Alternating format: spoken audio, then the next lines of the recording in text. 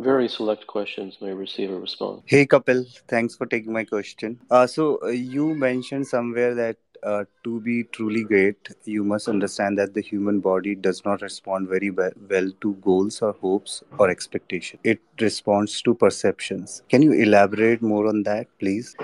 How's it going, Doctor? Big fan, obviously. I usually come to these rooms.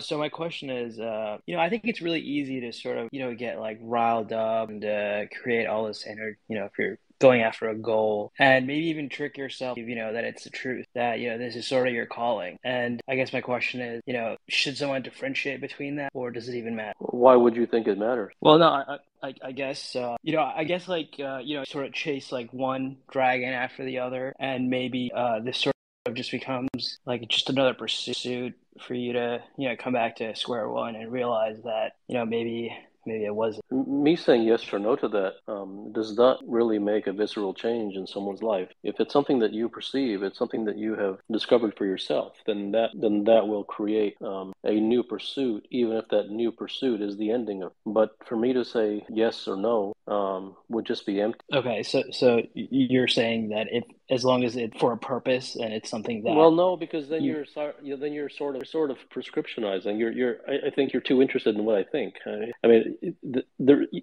one in order to ask a question, one cannot sit and ask a question because the question will not have any substance to it. It's kind of like the person who sits in one place and says, "Tell me what Paris," and I can say whatever I want. It doesn't do anything for you. But if someone goes to Paris and someone has seen the streets of Paris, and then there's a particular street that he can't find, then it's a much more nuanced question because it has substance behind it. There's weight behind the question. It isn't just put into my lap and then I give a decree as to yes or no. It's empty. It's a waste of my time. So I have no interest in saying yes or no, and it's a waste of yours because whatever I say will not. You'll just go away with a yes or no in your pocket, and like a ticket from the fair. And so what? Your life will not in any way after you hang up this call. Therefore, the question is not worthy of asking. understood. So if someone is on a certain pursuit and they're trying to achieve something, but they're still giving into distractions like just various So distractions. who is the someone? Oh, should I just say me? Okay, sure. So could this be a byproduct of my mind and thought, or could this be an indication that my desire isn't strong enough, or is this something I can only answer through introspection?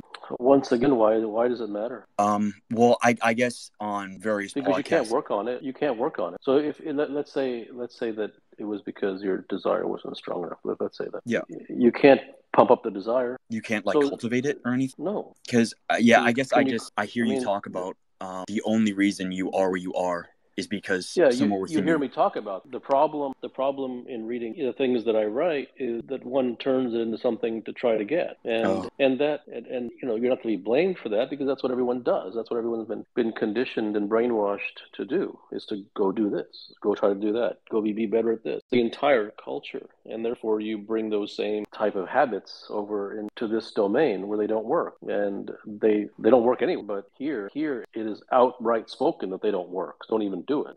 So nothing matters if you can't do anything about it. Because if you can't do anything about it, then the question becomes trivial pursuit. It's just curiosity, and then it's just that. Oh, that's nice. Oh well, it doesn't go anywhere. okay. Thank you. Just wanted to ask a question. I'd like to know the difference between a genuine desire, a pure desire, a mindless desire, over, say, a fruitless, empty, dead-end desire. One of those things that wanes after time. Hey Kapil, in your experience of working with CEOs and business people, what are the commonalities through the lens of truth that you see, like business owners have the most success and the most scale with? Like, what's the commonality? It doesn't. It's irrelevant. It's irrelevant. Who cares? What are you going to do? Copy it? I mean, there's no point in this question. Let's say that they all comb their hair to the left and they wear polka dot shirts. What are you going to do? You're going to read the 7 Habits of Effective People? Is that what you're going to do? I mean, maybe they chew gum on the left side of their mouth. Maybe they brush their teeth at 8:30 a.m. instead of 7:30 a.m. What are you going to go copy that for the morning routine? What are you going to find mental hacks and mental models? Who cares? There's no putting people on pedestals and trying to copy them. Once again, you're just bringing in the trash from the world into over here. This is not trash pickup. Don't bring it over. What commonalities? What are you talking about? I mean, they're this and they're this. So what? What are you going to do? Go be that? And if you do that, who will you be? By you copying somebody else, no matter how much you may look up to them or see how successful they are, so what? Then you're just a slave. You're just a mimic. There's no copying. Whatever worked for somebody, it worked for them. It may work for you. It may not. But if you're going to look in the direction of other people, then what does that make your life? It's just more self-help. Really, it's lower than low. The self-help and the habits of effective people and the this and that and copy and mimic and all these success leaves clues, this garbage that you just picked up from the world, and this motivational speaking. It's unless someone is willing to understand that everything that they've heard is trash. It's not real. If that was the case, then people who bought, some famous person writes a biography and it sells, hundreds of thousands of copies, then you should see hundreds and thousands of successful people after having read that biography. But do you see even one? I mean, those things don't go. Everything's just a tabloid. Everything you read is just a tabloid. What do you mean? What do you care? I understand that you're conditioned. I understand. Everyone is conditioned. I understand that. I don't blame you. But if you consider, let's say that I was to say that A, B, and C, they all do that. I'm sure that you may actually get up and then go do that too. But if that was the case, once again, everyone's got a couple of neurons. Everyone, even the most dense among us has a couple of neurons, okay? Just basic logic. If one was to copy somebody, then those who have read the thousands of articles about the habits of successful people and they read the biographies, then they would have been successful because by doing that, and quite frankly, then that's all. You would never do anything. You would just do what they did if that was the case. And then you would see 1 million Picassos and you would see 10 million Rembrandts, and it would just be a world of successful artists all over the show, and that's what you would have. That's what logic states. If that was, and if will actually, by your own admission, should not have any problem to admit that isn't, then what would be the point of asking what they do and what their habits are and all of this just fluff? It's all fluff. Burn your book. Don't Silicon Valley's recommendation of books. Don't wear togas and talk about. Burn your books. Turn off your computer. Don't listen to the media. Don't read magazines. Don't look at the latest blog. Don't read the latest hack. Can if you wish, but they're not true. Once again, because I say no, because look at the evidence. If that was, then those who read those things would get what the people that they read about got. And any half an eyeball see that obviously the case. And not that it should be the case or shouldn't be the case. It isn't the case. It's not good, it's not bad. It isn't unfortunate, it is unfortunate. But it isn't the case. Therefore, if it isn't the case, why ever pursue that again? Do you think there's a reason behind this conditioning, or a motive behind the conditioning that we receive from society? Well, it's really all that's available. There's no motive behind why a dog barks, and it isn't evil because it barks, and it's not good because it barks. It's the habit that it picked up somewhere along the way. It's DNA. And in the same way, if you look at society, the vast majority of people that you meet in society are not evil. Most people are very pleasant and want to help.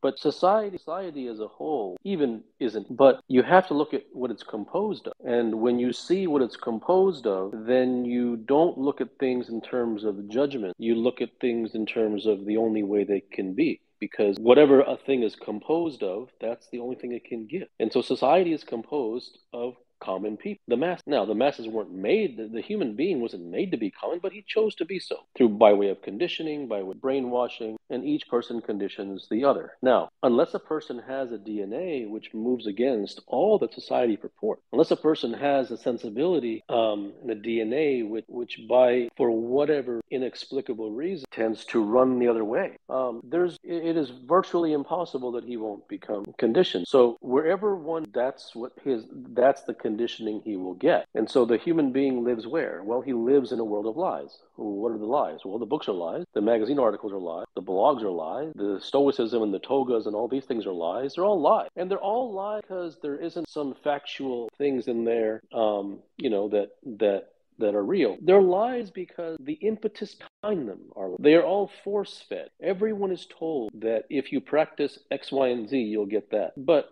even the ones who tell that aren't even getting it. So no one gets a thing from the X, Y, and the Z. And so it is all jargon. As a result, if someone is brought up which everyone is obviously, in that environment, then that's the only thing he's been exposed to. So why would he not? It wasn't his fault. It's no one's fault. Why would he not? If you live in a world of lies, you subscribe to that world, then you have to be full of lies. The only way you wouldn't, if you treated the world like the devil, and you hung crosses around your neck, and you ran the other way at every opportunity you have, then there's a possibility that at least you could live it. But aside from something radical like that, the conditioning is inevitable. Once again, there's nothing that I said is based upon it's basic logic. Wherever you are, that's what you're going to get. Thank you. Follow-up question on the same. How do you get out of that conditioning?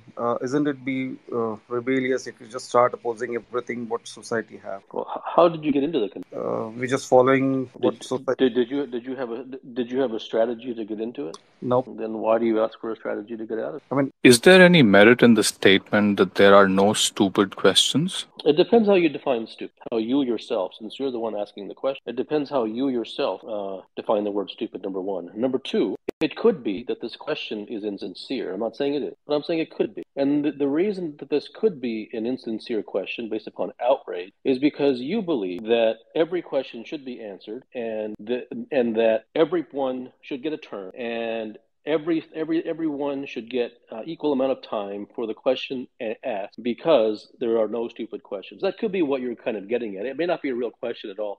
It may be outrage dressed up as chase and truth seeking go hand like I'm a I middle cannot. class. Your voice broke up. I couldn't hear you.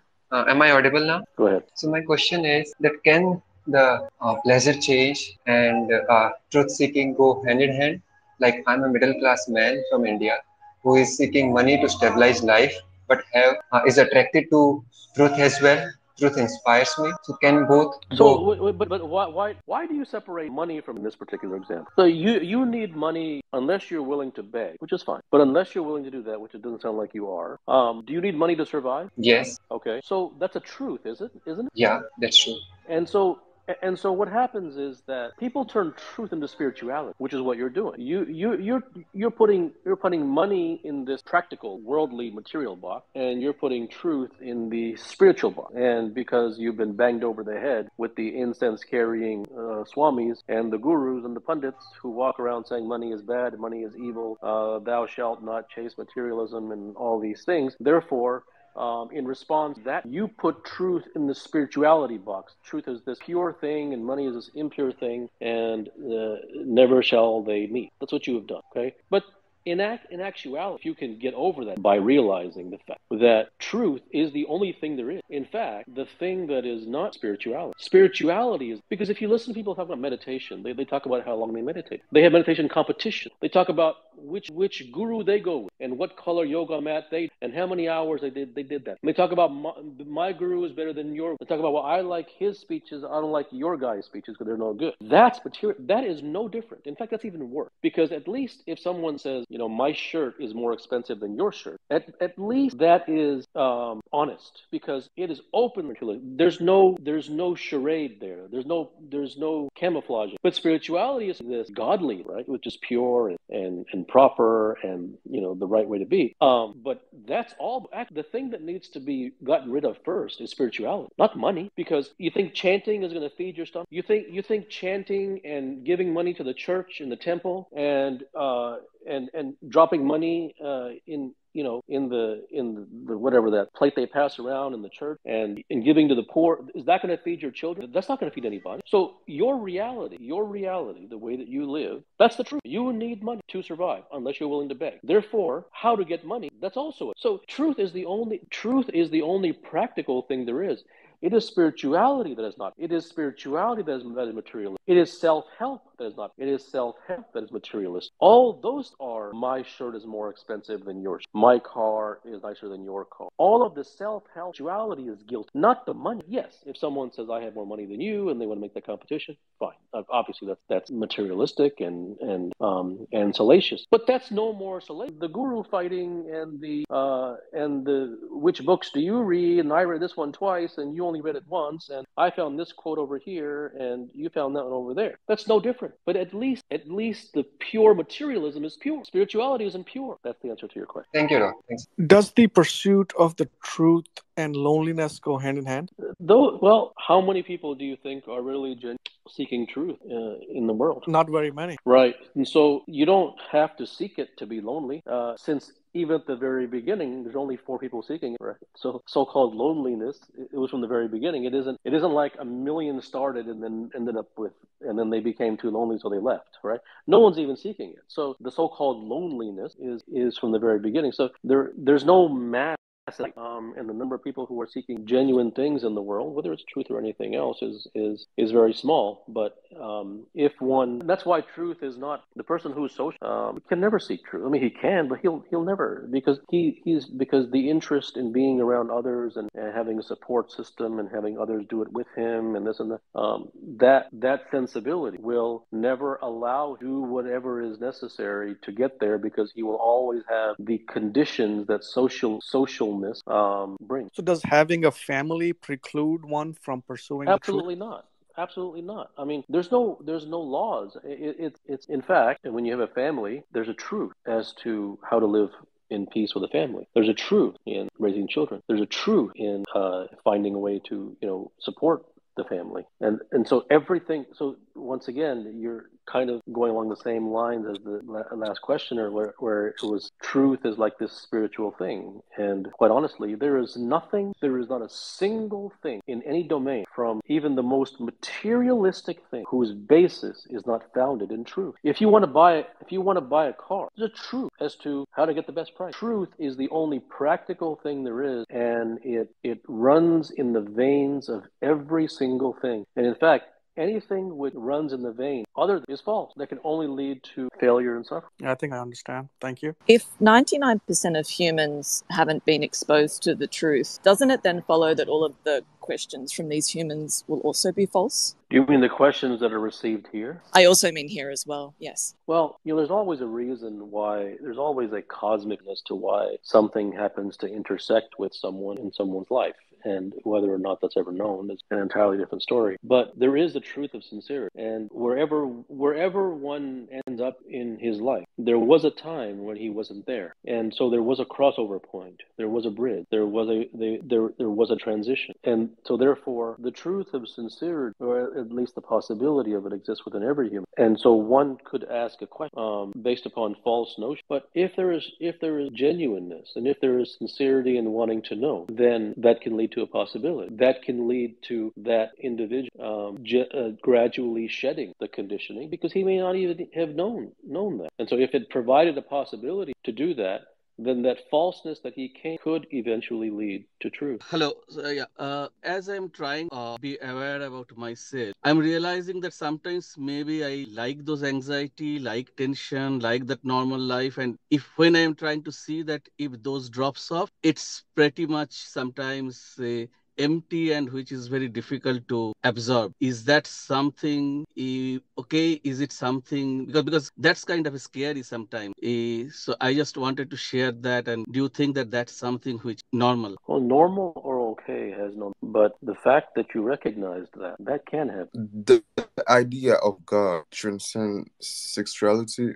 But why does it make so much sense to say, like, to talk about him like as a he and nature as like mother nature? Why we kind of attribute sexuality to them?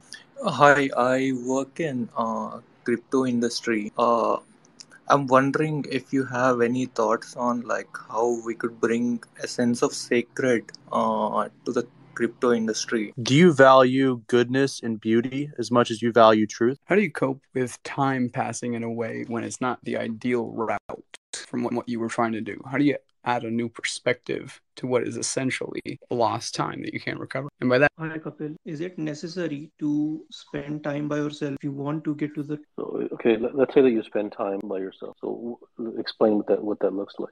I mean, without spend time by yourself without any distract. For example, most of the time I'm Yeah. occupied So with give my me work, an example of what that would not using my mean. phone, not working, just by yourself, like not occupying your mind with anything. Okay, so you turn off your phone, stop working on something, and you go sit in a chair. Paint the picture. Yes, that's what I Okay, was. okay. So okay, fine. So you go sit in a chair. So grandmothers spend a lot of time in rock. They don't. Yes. They don't use phones. So are they enlightened? Do they get wisdom?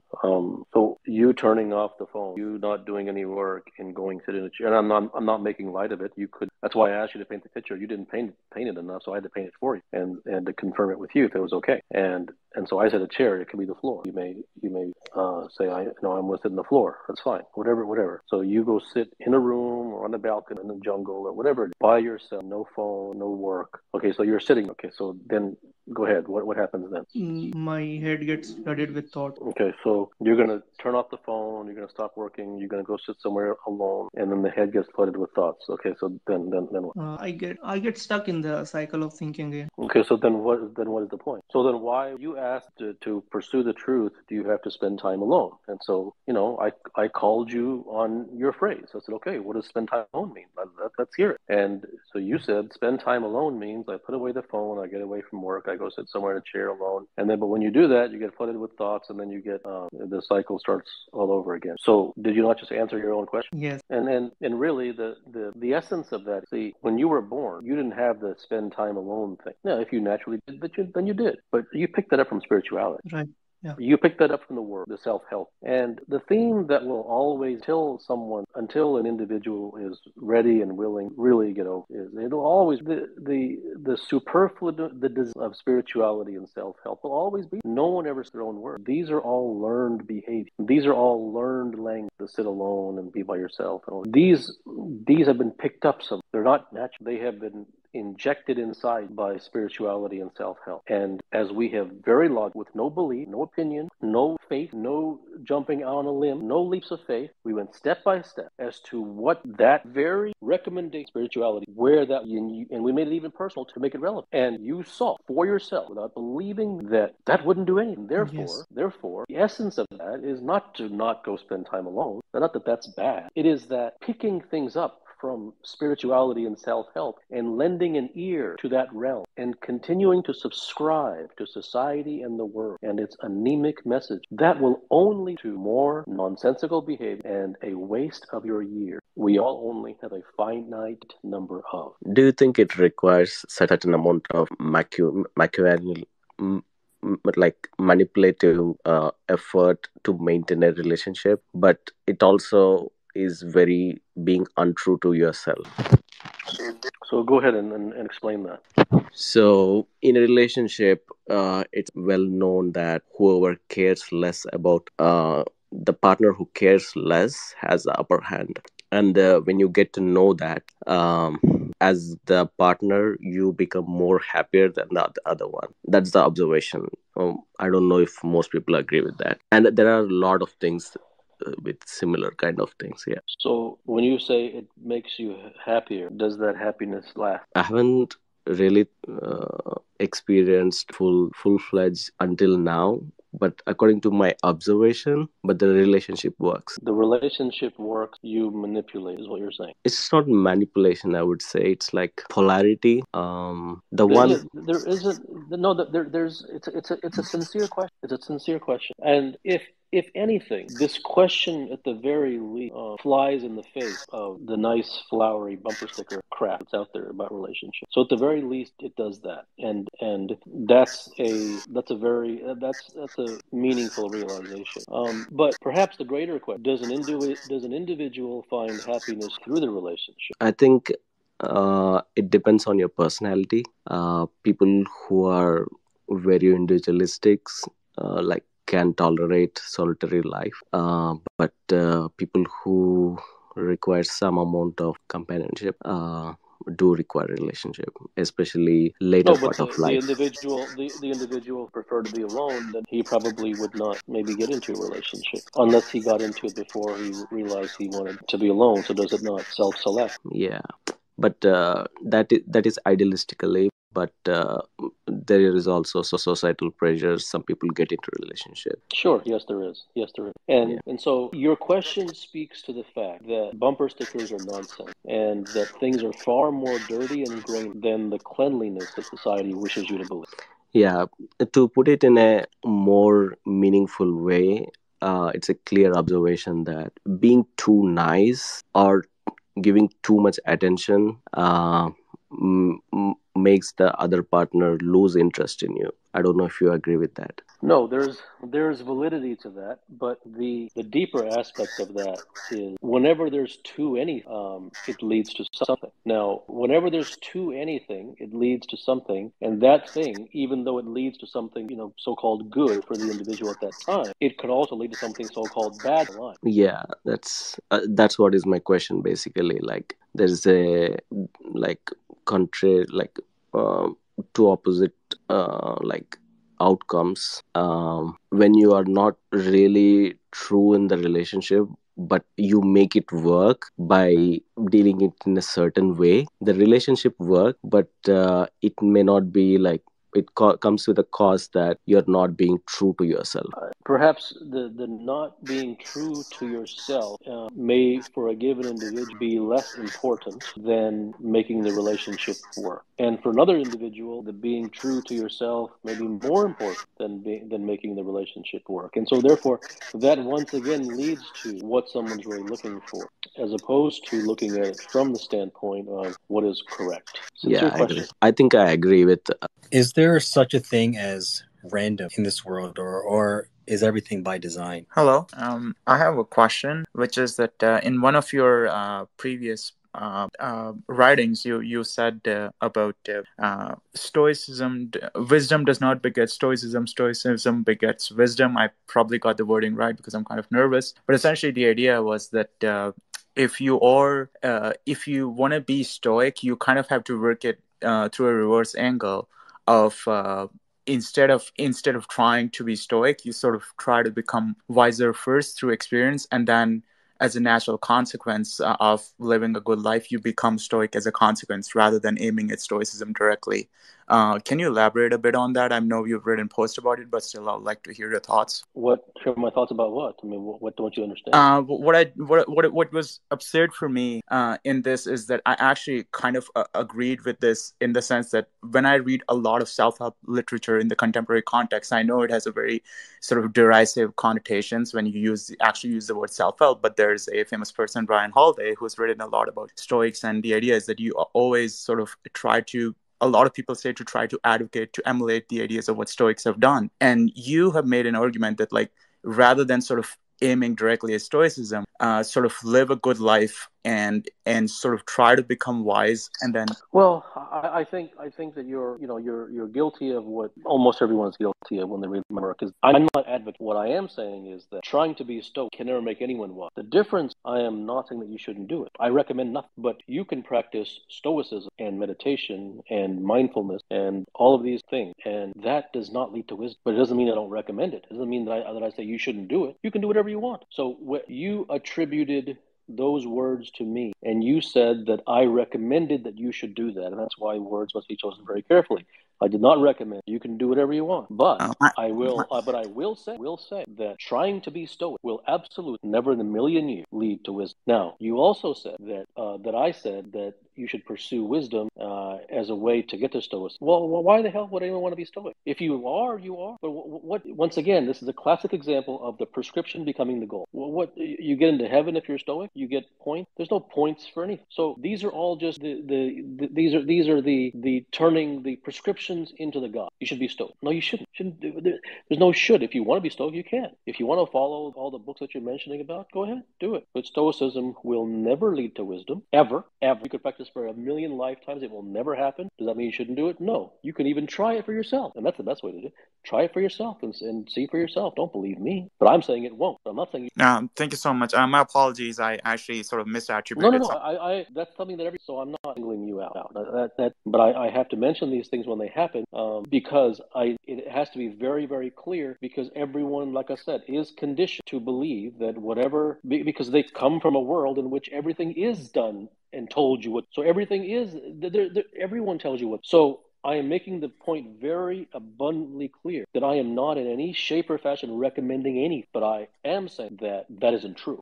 That's thank you so much. And just one more question. I don't want to take more of your time, but like what I do is like I make sort of like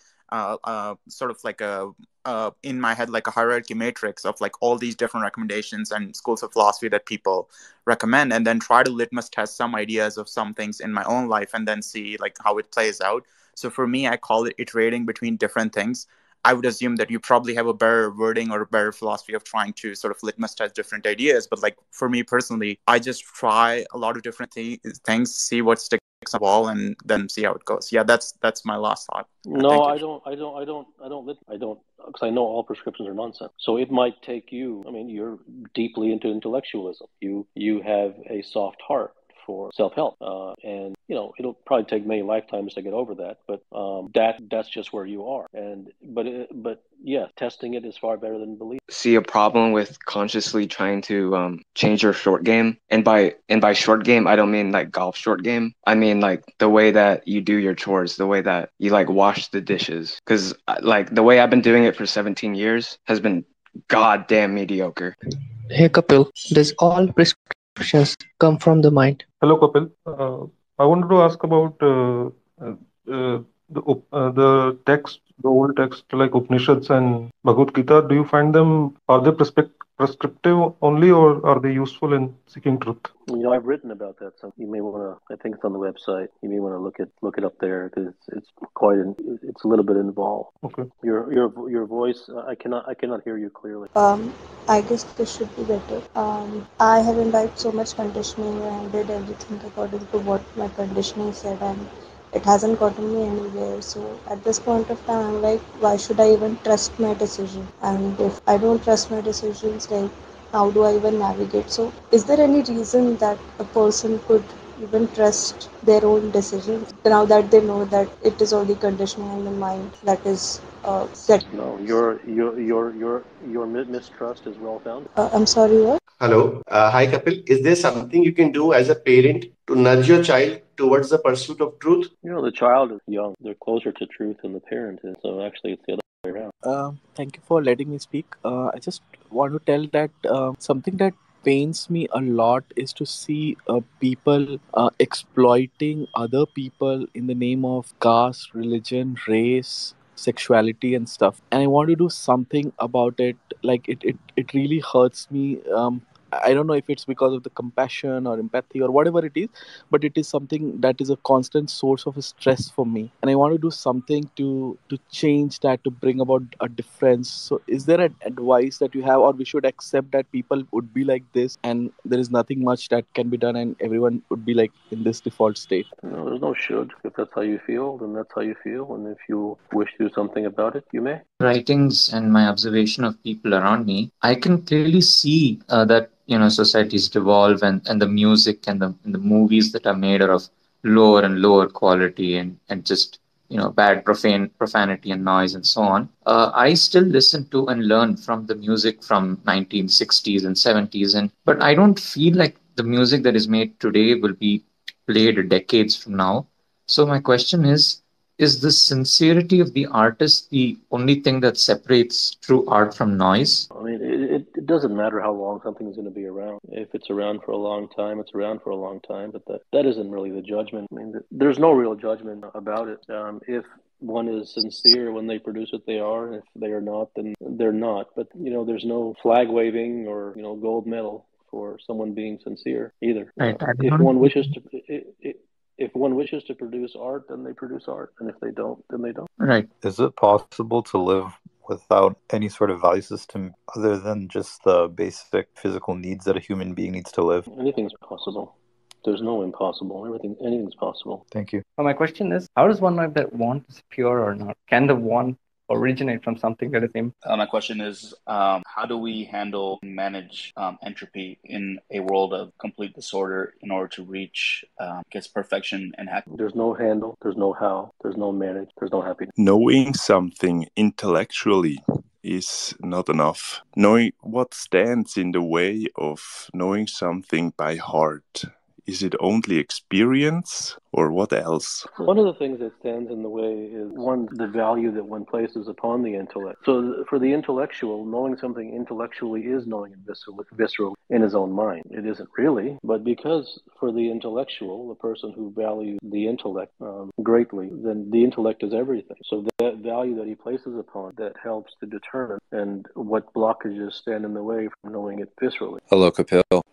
I run a small group of individuals here in my local hometown. And basically, one of the things that they've asked me to do is have a mentorship program. And I didn't know how to go about doing this. So I called it Light Club. And the one thing that I've been trying to preach is that a lot of people are human doings. They're humans that are trying to do things. How do I do this? How do I do that? I've read all your books that you've released publicly. And one of the messages that I imbibed from it was you need to be a human being and just be. And once you become who you are at the most intrinsic level, the things happen naturally. You're doing what you're supposed to be doing. Things come to you naturally, and you don't have any sort of expectations, desires, goals. None, like in my life personally, friends around. My question is, as far as a human being versus a human doing, is that a concept or an insight that you would agree with, that you should just be instead of trying to do something? And is that one of the core messages behind a lot of your books, like direct truth and things like that? I don't recommend being either. Namaste, Dr. Gupta. It's an honor to. Is there such a thing or is that just sequence of someone natural devotion and sincerity? You broke up. I was asking, is there such a thing as luck or grace in pursuit of success, or is that just a consequence of one devotion and sincerity to that pursuit? In practical matters, it doesn't matter, because whether there was or there wasn't, there's nothing you can do about that. Right. I have a hard time conceptualizing truth, and I guess this is by design because people fall into semantic trap. But I see that things like ego and ideology and kind of concepts and intellectualizing get in the way. So is coming upon truth more about the removal of what stands in the way, or is it more like gaining something in the process? It could be either, but that's why I say truth is the devotion to truth. Thank you. Hello, Doc. Thanks for having me up here again.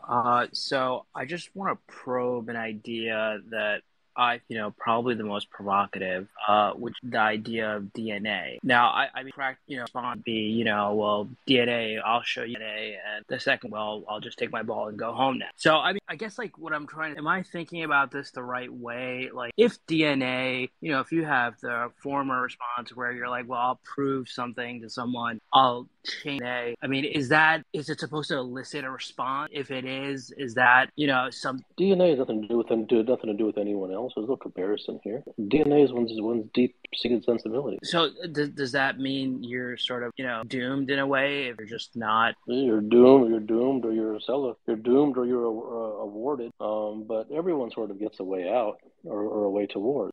So if someone's DNA is to be social, but at some point they see the superfluousness of that, then they also had the DNA of getting over that.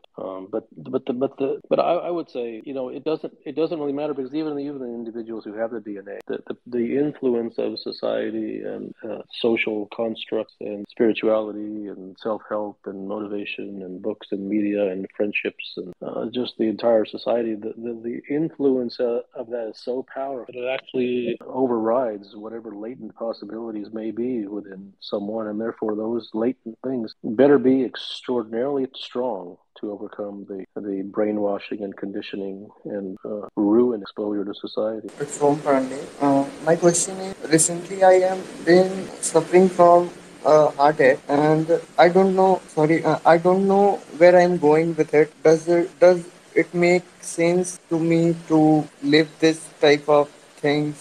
Hi, Dr. Gupta. Thank you so much for all your work. My question is, basically, whenever I think about death, it seems to calm my mind down. Sometimes it even produces urgency and makes things. Hello, everyone. My name is Martha. I have a question. The question is about the nature of our reality. Would you call it a dual reality? Hi, Kapil. Should we understand procrastination as a similar thing to addictions like smoking and alcohol or drugs? Or is another way to understand procrastination at the root of it in order to overcome it? Hello, Kapil. What is truth? The devotion to truth. Good night.